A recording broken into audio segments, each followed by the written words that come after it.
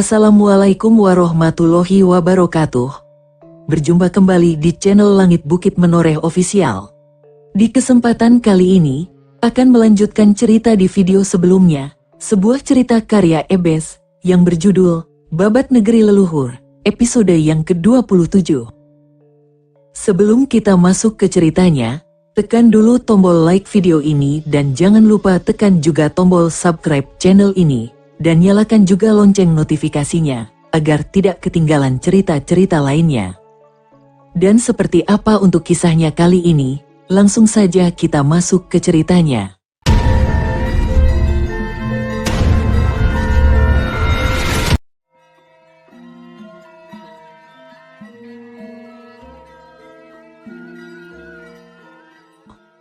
Panji Watu Gunung terkejut bukan main. Tidak disangka Samarawijaya akan mengikat kesetiaannya dengan cara ini. Panji Watu Gunung segera tersenyum. Betapa pintar sepupu jauhnya. Kalau memang itu bisa membuat Gusti Prabu Samarawijaya percaya kepada hamba, maka hamba akan senang hati melakukannya. Tapi hamba mohon waktu untuk menjelaskan semuanya pada istri hamba, jawab Watu Gunung sopan. Hahaha, bagus Dimas, aku suka kejujuranmu. Meskipun Ayu Galuh hanya putriku dari selir, tapi dia tetap putriku. Sebagai ayahnya, aku tetap menginginkan yang terbaik untuk putriku, sahut Prabu Samarawijaya kemudian. Tumenggung Adiguna, antarkan calon mantuku ke Keputran Daha untuk beristirahat. Sendiko dawuh Gusti Prabu. Tumenggung Adiguna menghaturkan sembah diikuti Panji Watu Gunung dan Dewi Srimpi. Mereka mundur dan menuju Keputran Daha. Ranggawangsa tersenyum simpul, dan berkata, dengan begini posisi Gusti Prabu Samarawijaya benar-benar aman di singgasana Daha. Samarawijaya tersenyum tipis, penjaga Gapura, kesini kalian. Dua orang penjaga Gapura segera berlari menuju Prabu Samarawijaya, berjongkok dan menghaturkan sembahnya. Aku perintahkan pada kalian, suruh Ayu Galuh ke Keputran Daha untuk mengantar makanan pada Panji Watu Gunung. Dua prajurit penjaga segera menyembah kepada raja mereka, dan bergegas ke istana selir. Sementara itu Panji Watu Gunung yang sudah di Keputran Daha, duduk merenung di serambi Keputran memandang langit malam yang bertabur bintang. Dia bingung bagaimana menjelaskan semuanya pada istri-istrinya. Dewi Srimpi memahami perasaan majikannya. Saya mengerti Denmas, memang sulit untuk menjelaskan semuanya. Tapi saya yakin Denmas Panji bisa melakukannya. Tiga wanita itu sudah membuatku pusing Srimpi. Kalau tambah satu lagi, aku tidak tahu harus berbuat apa. Panji Watu Gunung memijat kepalanya yang terasa sakit. Mau tidak mau Denmas harus menerima Putri Daha. Saya melihat putri ini sebagai upaya mengikat kesetiaan Denmas Panji, karena mereka khawatir Denmas akan melakukan upaya yang merugikan mereka, sahut Dewi Srimpi sambil menunduk. Aku akan tetap mencintaimu Denmas dalam diam. Panji Watu Gunung tersenyum kecut mendengar ucapan Dewi Srimpi.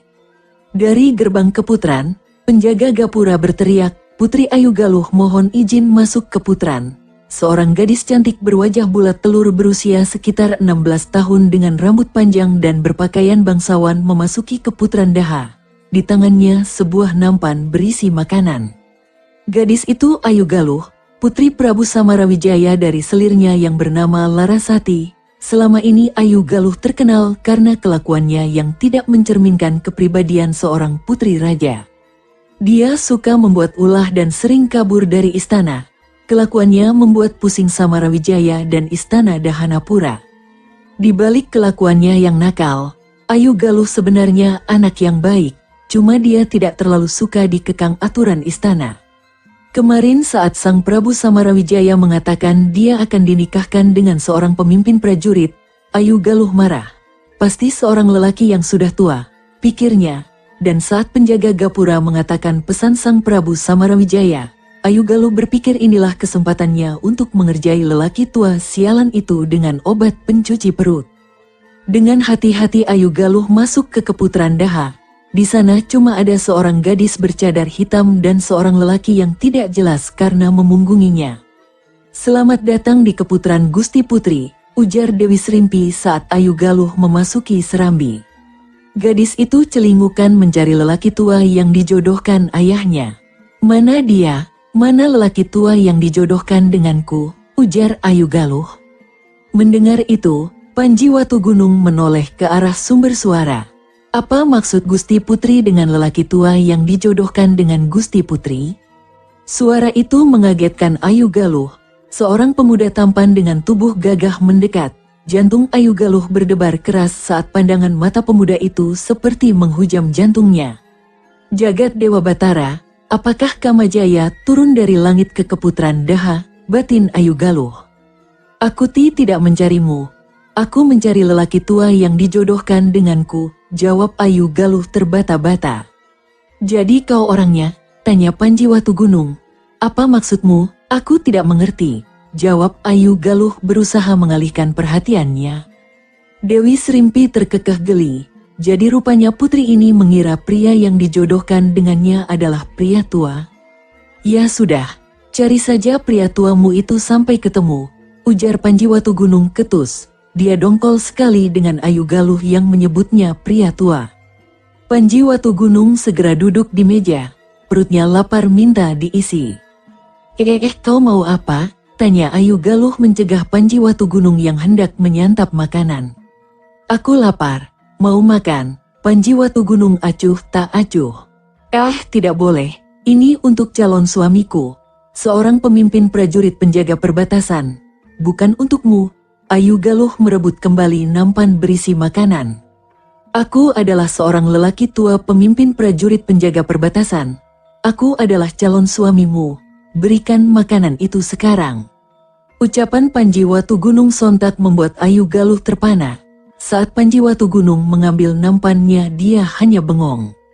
Panji Watu Gunung segera menyambar lalu menggigit paha ayam yang ada di nampan.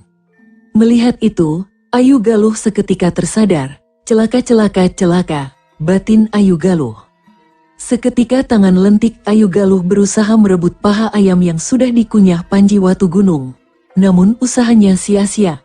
Daging paha ayam sudah masuk ke perut Panji Watu Gunung. Sesaat kemudian, kenapa rasanya perutku menjadi mules begini? Panji Watu Gunung tiba-tiba berjongkok sambil memegangi perutnya.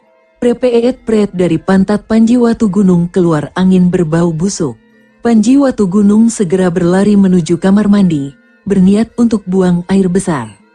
Ayu Galuh pucat pasi, tak diduga, lelaki yang dijodohkan ayahnya adalah seorang pemuda tampan yang membuat jantungnya berdetak kencang, pemuda yang membuat dia jatuh cinta. Dan sekarang pasti pemuda itu sangat menderita karena ulahnya. Tak berapa lama kemudian, Panji Watu Gunung kembali dengan wajah pucat. Namun belum sampai dia duduk, perutnya meronta lagi. Secepat kilat dia berlari menuju kamar mandi lagi. Panji Watu Gunung keserambi keputran, wajahnya pucat pasi. "Perempuan busuk, kau meracuniku," tuding Panji Watu Gunung pada Ayu Galuh. Dewi Srimpi segera bergegas mendekati Panji Watu Gunung, mengambil sebutir obat dari botol keramik kecilnya. Dia menotok perut Panji Watu Gunung dan meminumkan obatnya. Tak berapa lama, wajah Panji Watu Gunung berangsur membaik. Dewi Srimpi segera melepas totokannya. "Srimpi, ambilkan aku makanan. Aku lapar," pinta Panji Watu Gunung yang membuat Dewi Srimpi segera berlari menuju gerbang istana dan bertanya letak dapur. Gadis itu segera menuju ke arah yang ditunjukkan. Tinggal Panji Watu Gunung dan Ayu Galuh di serambi. Ayu Galuh sangat ketakutan. Maafkan aku tidak sengaja." Ayu Galuh menunduk. "Manis sekali mulutmu, setelah meracuni orang tinggal minta maaf," jawab Watu Gunung ketus. "Aku tidak bermaksud melakukan itu padamu. Aku hanya kesal karena dijodohkan. Tolong jangan laporkan ini pada ayahanda." Ayu Galuh berlutut memohon maaf. Panji Watu Gunung benar-benar kesal dengan ulah gadis itu. Kalau bukan perempuan, mungkin sudah dia hajar habis-habisan. Tak mendapat jawaban, Ayu Galuh semakin ketakutan. Air matanya menetes deras. Panji Watu Gunung kaget melihat gadis itu menangis. Sekesal-kesalnya hatinya, dia takkan bisa melihat air mata wanita. "Hei, kenapa menangis? Cepat diam, nanti orang mengira aku menindasmu," Ayu Galuh terus menangis, bahkan lebih keras. Karena tidak tega, akhirnya Panji Watu Gunung mendekat ke Ayu Galuh. Dengan manja, gadis itu memeluk tubuh Panji Watu Gunung. "Sudah, jangan menangis lagi, diamlah, aku sudah memaafkanmu, jadi jangan menangis." Ucapan Watu Gunung membuat Ayu Galuh menghentikan tangisannya. Dengan masih terisak, dia memandang ke wajah Panji Watu Gunung. "Maafkan aku." Iya, sudah aku maafkan. Jangan menangis lagi, ujar Panji Watu Gunung sambil mengelus kepala Ayu Galuh. Dewi Srimpi yang mengambil makanan, berhenti dan mematung melihat adegan itu. Suara batuk Dewi Srimpi segera membuat Panji Watu Gunung melepaskan pelukan Ayu Galuh. Panji Watu Gunung segera menuntun gadis itu ke kursi. Dewi Srimpi segera meletakkan nampan berisi makanan di atas meja. Panji Watu Gunung segera melahap makanan yang ada di nampan. Ayu Galuh terus memperhatikan Panji Watu Gunung tanpa bersuara. Menyadari Ayu Galuh memperhatikannya, Panji balik memandang. Mau makan, Ayu Galuh hanya menggeleng pelan, dan Panji Watu Gunung meneruskan makannya. Usai makan dan minum air kendi, Panji Watu Gunung mencuci tangannya. "Sudah malam, pulanglah ke Keputren, nanti ibumu mencarimu," ujar Panji Watu Gunung. "Ibu sudah tahu aku ada di sini," jawab Ayu Galuh dengan tenang. "Lah terus maumu apa?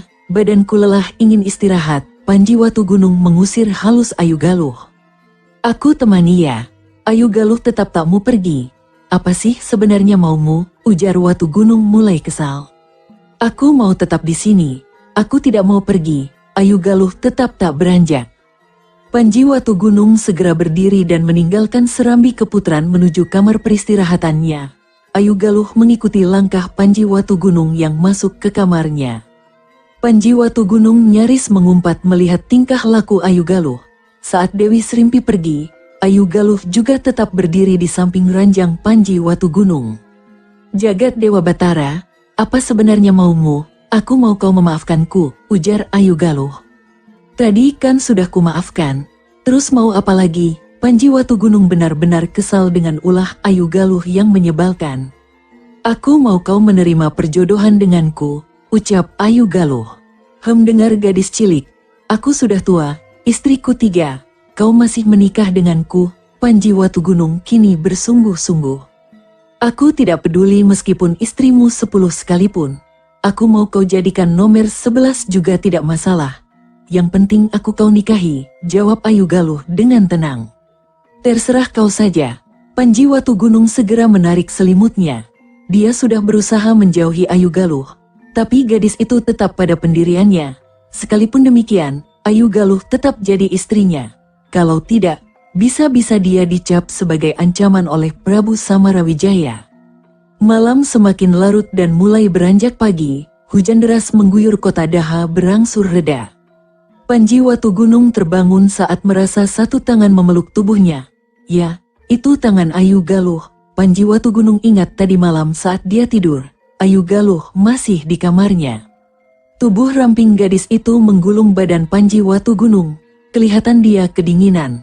Panji Watu Gunung hanya bisa pasrah dan tak bergerak sampai pagi tiba.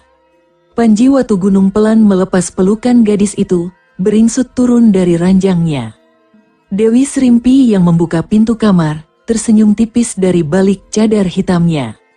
"Selamat pagi Den Mas Panji, bagaimana tidurnya semalam?" Panji Watu Gunung mendengus kesal ke arah Dewi Srimpi. "Kau meledekku Srimpi, apa saya salah Den Mas?" Kelihatannya Den Mas Panji begitu menikmati pelukan hangat istri mudanya. "Hihihi," Dewi Srimpi terkekeh geli. "Diam kau, pagi ini kita menghadap Gusti Prabu Samarawijaya. Kita tidak bisa di sini terlalu lama." Usai mandi dan berdandan ala bangsawan, Panji Watu Gunung dan Dewi Srimpi menghadap ke ruang pribadi raja. "Ada apa pagi-pagi begini kau mencari aku di Mas Panji?" ujar Prabu Samarawijaya tersenyum. "Mohon maaf jika hamba mengganggu istirahat Gusti Prabu. Sebenarnya hamba bermaksud untuk menyelesaikan tugas hamba sebagai pemimpin pasukan Garuda Panjalu. Berdasarkan hasil pemantauan terhadap semua tindak kejahatan di perbatasan, ternyata alas larangan dan gunung kematian yang ada di belakangnya Gusti Prabu hamba bermaksud menyerang markas mereka dengan bantuan dari keraton Daha. Panji Watu Gunung menghaturkan sembah. Apa maksudmu dengan bantuanku Dimas Panji? Tanya Samarawijaya. Hamba mohon Paduka bisa memberikan izin untuk menyerbu markas mereka.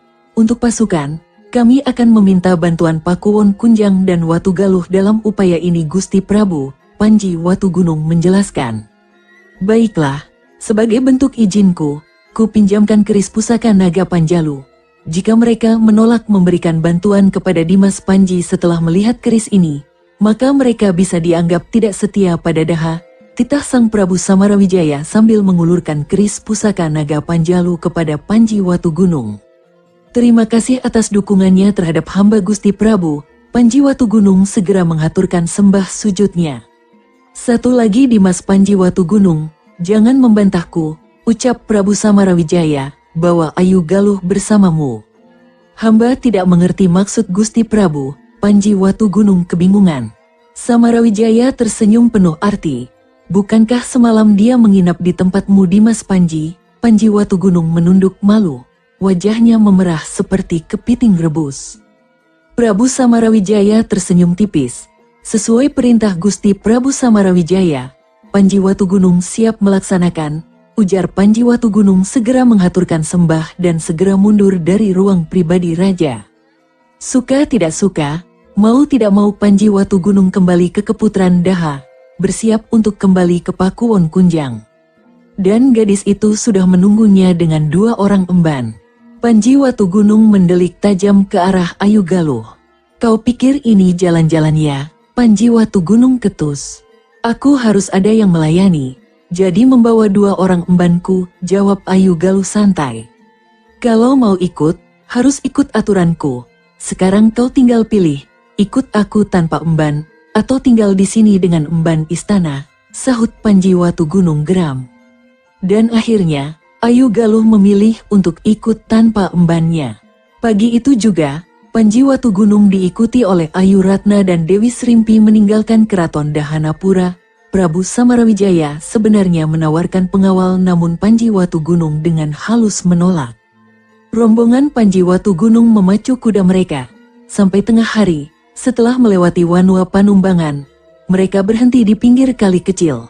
Dewi Srimpi membuka perbekalan, sementara Ayu Galuh memilih berteduh di bawah pohon kosambi. Usai bersantap, mereka melanjutkan perjalanan ke Pakuwon Kunjang. Sementara itu di wilayah Pakuwon Kunjang, Ratna Pitaloka dan Sekar Mayang sedang berpatroli ke wilayah Wanua Kecil Padelegan. Mereka yang melewati jalan diapit Bukit Batu. Wilayah itu merupakan wilayah sisi barat Pakuwon Kunjang. Antek-antek Samarawijaya berhenti, suara menggelegar itu seketika menghentikan langkah pasukan patroli. Dari tebing Bukit Batu, orang melayang turun seperti terbang. Mereka berdua adalah 2 tokoh dunia persilatan aliran hitam yang dikenal sebagai Lowo Abang dan Lowo Ijo. Tokoh sesat yang suka memperkosa para wanita.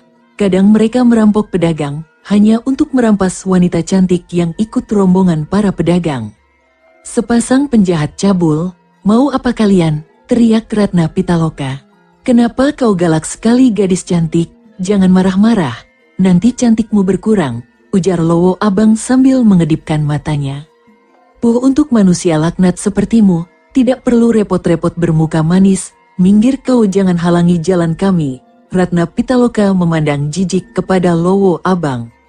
Kalau kami tidak mau, kau bisa apa ha? Sahut Lowo Ijo mulai gusar. Lowo Ijo, jangan galak sama perempuan itu, dia itu bisa membuat kita bergairah di atas ranjang loh, hehehe. Tukas Lowo Abang sambil menyapu bibirnya dengan lidah. Cih penjahat mesum seperti kalian pantasnya dikirim ke neraka, sahut Sekar Mayang dengan geram. Cantik-cantik mulutmu pedas juga, sini kau, biar ku ajari bersikap pada laki-laki, teriak Lowo Ijo mulai geram. Lowo Ijo lalu mulai tertawa, suara tawanya membuat telinga yang mendengar terasa sakit. Para prajurit Pakuwon Kunjang meraung keras. Melihat itu, Sekar Mayang melesat cepat dari atas kudanya sambil mengibaskan selendang esnya. Angin dingin menderu kencang menerabas cepat ke arah Lowo Ijo. Wus, Lelaki berpakaian hitam dengan jubah hijau itu segera melompat ke atas menghindari angin dingin. Angin menderu kencang menghajar tebing batu. Blam, ledakan keras terdengar ke semua arah mata angin. Lowo Ijo terkesiap melihat ledakan keras. Lowo Abang pun tak menduga sebelumnya bahwa gadis itu ternyata memiliki tenaga dalam yang tinggi. Lowo Ijo, jangan gegabah, gadis itu berilmu tinggi, ucap Lowo Abang tanpa melepas kewaspadaan. Benar Lowo Abang, kita hanya ingin sedikit bersenang-senang. Kalau salah bisa-bisa rencana kita gagal total, balas Lowo Ijo. Para prajurit Pakuwon dan pasukan Garuda Panjalu segera membentuk formasi perang. Meskipun hanya 2 orang, 2 tokoh golongan hitam ini tidak bisa dianggap enteng. Ratna Pitaloka segera melompat turun dari kudanya dan berdiri di samping Sekar Mayang. Mayang, hati-hati, ilmu meringankan tubuh 2 penjahat cabul itu tinggi. Kita tidak bisa berbuat ceroboh karena emosi, kata Ratna Pitaloka yang dijawab anggukan kepala dari Sekar Mayang. Sekar Mayang lalu memutar selendangnya yang berubah menjadi pilinan kain kaku. Segera gadis itu melompat ke arah Lowo Ijo.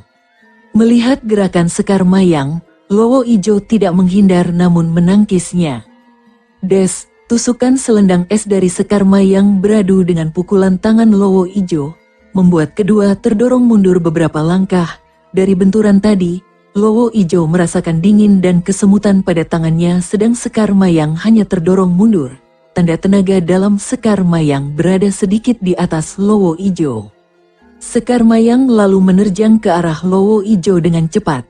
Namun meski tenaga dalam Sekar Mayang lebih tinggi, pengalaman bertarung Lowo Ijo berada di atasnya. Jurus demi jurus sudah dilewati. Ratna Pitaloka yang sudah kesal, mencabut satu pedangnya dan melesat cepat menuju Lowo Abang yang mengamati situasi pertarungan Lowo Ijo. Sabetan pedang Ratna Pitaloka mengincar leher Lowo Abang. Pria paruh baya berjubah merah itu melompat mundur menghindari sabetan pedang Ratna Pitaloka. Melihat serangannya lolos, Ratna Pitaloka memutar tubuhnya dan menyerang dat Lowo Abang dengan pukulan tangan kirinya. Lowo Abang melompat ke udara dan sambil bersalto tangannya mencakar punggung Ratna Pitaloka. Gadis itu segera menunduk dan menyabetkan pedang ke arah pinggang Lowo Abang.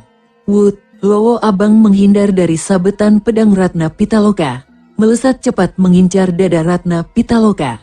Sebuah anak panah dari Arimbi menerjang ke arah tangan Lowo Abang. Pria itu terkejut dan menarik tangan kanannya, serta menghantam anak panah itu dengan tangan kirinya. Brak, anak panah hancur berkeping-keping namun karena itu perhatian Lowo Abang jadi kacau. Ratna Pitaloka yang melihat kesempatan, langsung mencabut pedang dengan tangan kirinya dan menyabet perut Lowo Abang. Srit Arg Lowo Abang terhuyung mundur sambil memegangi perutnya yang terluka.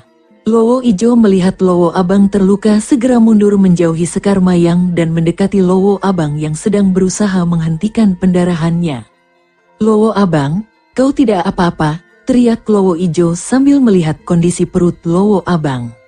Lowo Abang tak menjawab, wajahnya meringis menahan sakit akibat sabetan pedang Ratna Pitaloka.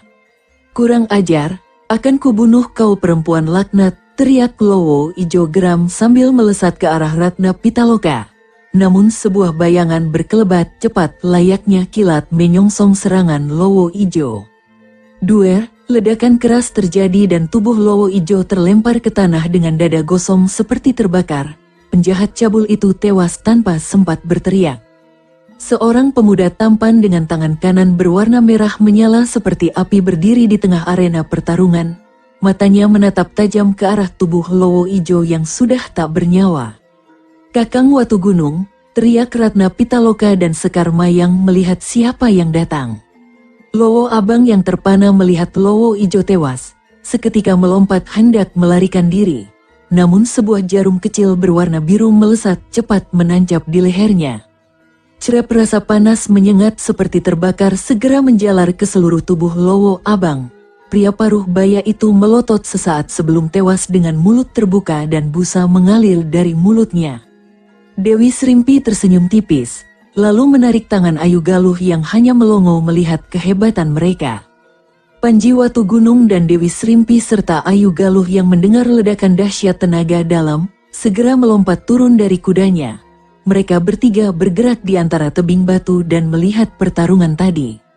Dua gadis cantik selir Watu Gunung segera memeluk tubuh suaminya bersamaan. "Kok Kakang Watu Gunung tahu kami bertarung di sini?" "Tidak sengaja, waktu aku mau melintasi jalan ini, ada ledakan keras, dan aku serta Srimpi bergegas melihat. Ternyata kalian yang bertarung," jawab Watu Gunung untuk pertanyaan Sekar Mayang tadi. "Itu siapa Kakang?" tanya Ratna Pitaloka melihat ada gadis cantik yang masih muda di samping Dewi Srimpi. "Nanti di Pakuwon Kunjang aku jelaskan. Sekarang kita ke Pakuwon dulu sebelum gelap tiba," sahut Panji Watu Gunung. Pasukan Garuda Panjalu dan Pakuwon Kunjang segera melompat ke atas kuda mereka masing-masing mengikuti langkah kuda sang panglima pasukan Garuda Panjalu menuju istana Pakuwon Kunjang. Langit barat mulai merah saat mereka tiba di istana Pakuwon Kunjang. Usai membersihkan diri, mereka berkumpul di serambi peristirahatan Pakuwon Kunjang. Akuwu Rakeh Kepung juga hadir di sana. "Semuanya dengarkan aku. Ada seseorang yang akan memperkenalkan diri di antara kita, dan itu akan menjawab semua pertanyaan kalian semua," ucap Panji Watu Gunung sambil melirik ke arah Ayu Galuh. Gadis itu mengangguk dan segera berdiri dari kursinya. "Namaku Ayu Galuh, aku putri Sang Prabu Samarawijaya dari Daha." Semua orang terkejut mendengar kata-kata Ayu Galuh dan segera berlutut memberikan hormat kepada Ayu Galuh. "Hormat kami kepada Gusti Putri Ayu Galuh. Berdirilah kalian semua. Aku tidak terlalu suka dengan sikap hormat kalian," jawab Ayu Galuh. "Mohon maaf jika lancang Gusti Putri. Hamba aku Kunjang Buta tidak bisa membedakan mana Putri Raja Daha. Mohon ampuni hamba." Akuwu Rakeh Kepung menghormat. "Sudah, jangan banyak adat. Untuk kalian tahu, aku di sini atas perintah Ayahanda Samarawijaya untuk mengikuti calon suami pilihan Ayahanda, Panji Watu Gunung," sambung Ayu Galuh. Semua orang terkejut bukan main. Dewi Anggarawati melotot tajam ke arah Panji Watu Gunung, dan dua tatapan dari selir juga seperti pedang yang siap menikam. Dewi Srimpi tersenyum tipis di balik cadar hitamnya. Bakal ada perang besar nanti malam. Batinnya melihat ekspresi wajah Dewi Anggarawati dan kedua selir Panji Watu Gunung. "Dengan demikian, aku minta semua orang di Pakuwon ini, juga semua orang prajurit untuk membantu tugas dari calon suamiku," sambung Ayu Galuh. "Hamba siap menjalankan tugas Gusti Putri," jawab semua orang sambil menghormat. Semua orang segera membubarkan diri untuk melanjutkan tugas mereka masing-masing. Gumbrek, Jarasanda dan Ludaka yang bertugas jaga malam, bercakap-cakap di depan tenda perbekalan. "Kalau Gusti Panji jadi menantu Gusti Prabu Samarawijaya, bukankah dia menjadi Pangeran Dahayalu?" ujar Gumbrek sambil menyambar singkong rebus di nampan. "Tentu saja Brek, dengan begitu kedudukan Gusti Panji Watu Gunung semakin kuat di Panjalu," jawab Ludaka. "Tapi juga tidak akan mudah," sahut Jarasanda yang asyik menenggak arak beras dari kendinya. "Maksudnya apa Jar?" tanya Gumbrek yang bingung dengan jawaban Jarasanda. "Kau pikir Gusti Dewi Anggarawati dan dua selir Gusti Panji Watu Gunung itu akan diam saja? Tadi aku melihat mata mereka seperti tiga singa betina yang sedang kelaparan saat mendengar ucapan Gusti Putri dari Daha itu," jawab Jarasanda sambil menenggak lagi araknya. "Pasti malam ini Gusti Panji dikeroyok mereka bertiga," kata Gumbrek yang langsung bergidik ngeri membayangkan nasib junjungannya. Sepasang mata menatap ke istana Pakuwon Kunjang, lalu berkelebat cepat dan menghilang di kegelapan malam. "Kakang Watu Gunung, kami butuh penjelasan," teriak Ratna Pitaloka. Matanya merah. Panji Watu Gunung, Dewi Anggarawati dan Sekar Mayang pun sama. Sudah kuduga akan begini," batin Panji Watu Gunung. "Apa maksudmu Kakang? Bukankah kau sudah berjanji untuk tidak memperistri wanita lain lagi?" tanya Sekar Mayang menimpali. "Kang Mas Panji tega ya? Kurang apa coba kami Kang Mas?" Dewi Anggarawati ikut-ikutan bertanya. Panji Watu Gunung menghela nafasnya dalam-dalam. "Aku tidak berdaya," ucap Panji Watu Gunung sedikit keras. Dewi Anggarawati, Ratna Pitaloka dan Sekar Mayang terkejut dengan jawaban Panji Watu Gunung. Mereka bertiga saling berpandangan sejenak. "Apa maksudnya Kang Mas Panji?" tanya Dewi Anggarawati yang sedang menyelidik suaminya. "Sedikit rumit tapi aku minta kalian coba untuk memahaminya. Akan kujelaskan semuanya pada kalian.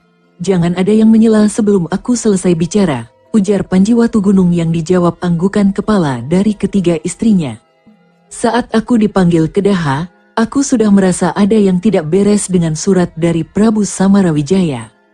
Ternyata benar, Prabu Samarawijaya mempertanyakan kesetiaanku pada Daha. Sebagai sesama keturunan Lokapala, dia mengkhawatirkan tuntutanku atas tahta. Aku dari awal sama sekali tidak punya niat menjadi raja. Aku lebih suka hidup bebas di luar istana. Tapi rupanya ini dianggap permasalahan oleh Gusti Prabu Samarawijaya." Panji Watugunung menghela nafasnya sambil memandang langit malam yang gelap. Dia lalu menggunakan taktik halus. Dia menjodohkan Ayu Galuh denganku, dengan maksud untuk mengikat kesetiaanku kepadanya. Aku tidak punya pilihan lain, menolak sama dengan aku mencari mati. Panji Watugunung lantas memandang ke arah ketiga gadisnya. "Sekarang kalian semua pilih, kalian tetap bersuami aku dan menerima kehadiran Ayu Galuh. Atau kalian lebih suka aku hanya menikahi kalian dan mati di tangan Prabu Samarawijaya?" Dek, wajah Dewi Anggarawati, Ratna Pitaloka dan Sekar Mayang seketika berubah pucat. Semarah-marahnya hati mereka, tentu mereka tidak mau suami mereka mati. "Maafkan kami Kakang, kami tidak tahu kalau masalahnya serumit ini. Kami tidak paham dengan beban hati Kakang Watugunung." Ratna Pitaloka menunduk, dia merasa benar-benar bersalah. Tidak seharusnya dia marah tanpa mendengar penjelasan dari Panji Watugunung. Dewi Anggarawati dan Sekar Mayang pun sama. Mereka merasa bersalah karena keegoisan mereka. Ketiga gadis itu segera melompat ke arah Panji Watugunung dan memeluk tubuh lelaki itu kuat-kuat. "Kakang Watugunung, maafkan kami." Panji Watugunung menarik nafas lega melihat ketiga istrinya memahami perasaannya. Sesaat kemudian, Ayu Galuh datang ke tempat peristirahatan Panji Watugunung. Saat di lorong, Dewi Srimpi sudah menghalangi jalan Ayu Galuh, namun gadis itu tetap bersikukuh untuk bertemu dengan Panji Watugunung. Kriet pintu kamar terbuka dari luar dan Ayu Galuh masuk. Dia melihat Panji Watugunung dan ketiga gadisnya sedang berpelukan. Wajah cantik Dewi Anggarawati yang semula bersedih karena perasaan Watugunung, langsung berubah geram melihat perempuan itu. Ingin sekali dia menghajar perempuan yang merebut suaminya itu. "Mau apa kau kemari?" teriak Anggarawati ketus. "Tentu saja ketemu calon suamikulah." Jawab Ayu Galuh enteng. "Puh baru calon istri sombong. Aku istri sahnya. Kau bisa apa?" Dewi Anggarawati gusar. "Aku tidak peduli. Dia calon suami yang dijodohkan ayahanda padaku.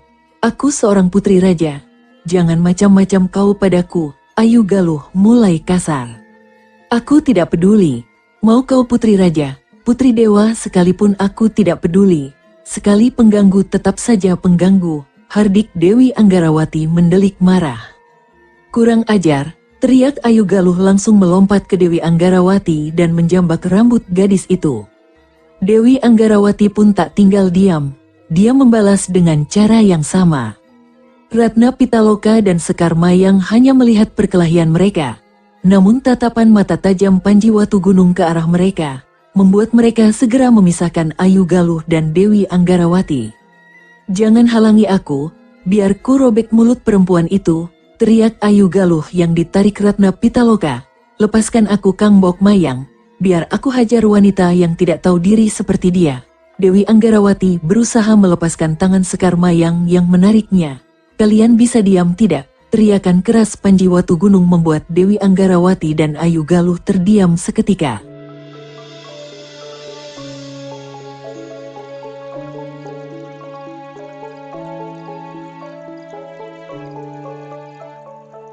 Sahabat pendengar setia Langit Bukit Menoreh ofisial yang berbahagia, sampai di sini dulu ceritanya.